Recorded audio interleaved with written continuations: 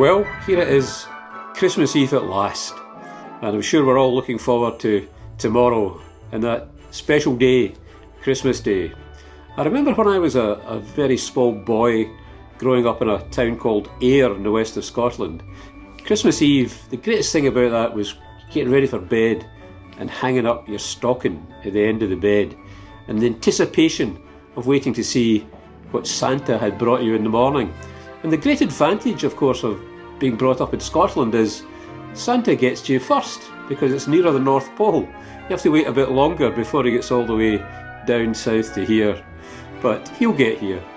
But as you get older, presents, although very exciting, they've kind of taken over by other things as you get older. When I was still living in Scotland, but in my sort of late teens, early 20s, socialising with our friends on a Christmas Eve kind of took over quite a bit.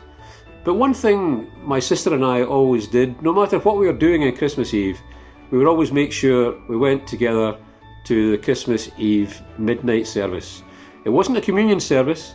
The Church of Scotland, being staunch Presbyterians, only have communion 4 times a year, and Christmas Eve wasn't one of them.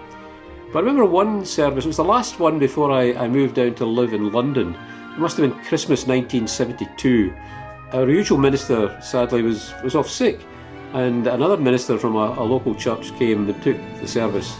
I can't even remember his name, but I can remember the last words of his sermon. He said, "If the coming of God into the world as a baby born in a stable in Bethlehem is the greatest event in world history, then boy, you celebrate it." He says it's not just okay to celebrate, it's right. I've never forgotten these words, and I thoroughly agree with them.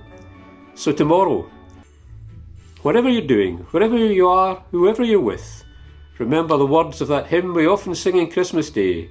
Come and join the celebration. It is a very special day.